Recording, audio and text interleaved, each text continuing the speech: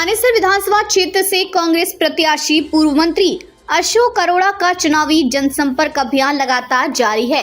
अरोड़ा ने आज केंदला, हथीरा, कीर्ति नगर, गांधीनगर, कल्याण नगर, शांति नगर, झिंझरपुर, बारना समेत बारना और पिंडारसी में चुनावी सभाओं को संबोधित किया। उन्होंने कहा कि बीजेपी को जनता ने नकार दिया है, अब जनता कांग्रेस को सत्ता सौंपने का मन बना चुकी है। कांग्रेस प्रत्याशी ने दावा किया कि बीजेपी उम्मीदवारों का बस चले तो वे मैदान छोड़कर भाग जाएं, उनकी पेश नहीं चल रही। अरोड़ा ने कहा कि बीजेपी ने जनता को प्रताड़ित किया है, अब जनता वोट की चोट से अपना हिसाब लेगी। पूर्व मंत्री अशोक अरोड़ा ने भारतीय जनता पार्टी के थानेसर में विकास के दावे की हवा निकालते हुए तंज कसा। उन्होंने कहा कि यहाँ जितने रुपए के दावे किए जा रहे हैं उतने में तो नया शहर बस जाए। अरोड़ा ने अपनी मंत्री रहते हुए किए विकास कार्यों को जनता के समक्ष रखा। उन्होंने जनता से कांग्रेस और अपने पक्ष में मतदान की अपील की। इस मौके पर कांग्रेस पार्टी के वरिष्ठ नेताओं, कार्यकर्ताओं और पदाधिकारियों ने उपस्थितों को संबोधित किया और अशोक अरोड़ा के लिए वोट की अपील की।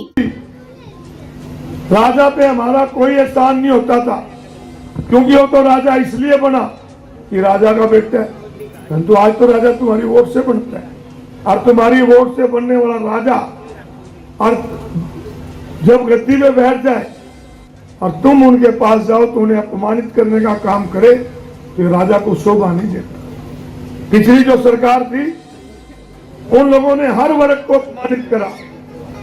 मैं ये क्या बताना चाहता हूं कि जिस प्रकार आप हमारी भाई बहनें आज यहां पर आई हैं, हांसी के अंदर मुख्यमंत्री का दरबार लगा हुआ और मुख्यमंत्री के दरबार में एक महिला चली गई और कहने लगी मुख्यमंत्री को कि मेरे बेटा बेरोजगार है, इसको रोजगार दे दो।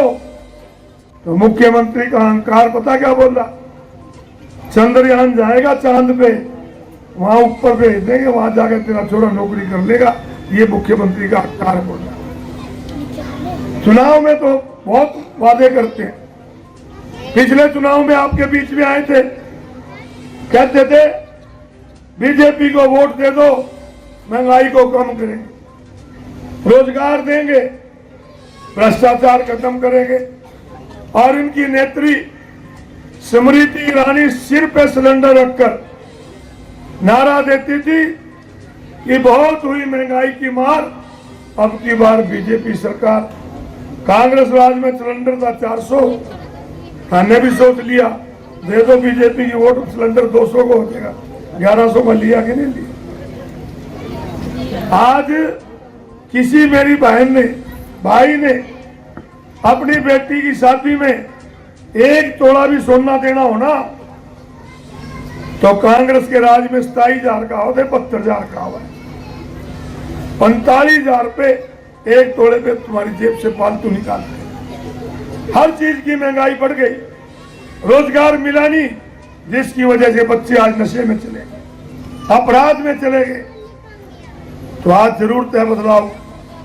ऐसे लोगों को जिन्होंने हर वर्ग का शोषण किया, ऐसे वर्गों को छोड़ने का काम करो।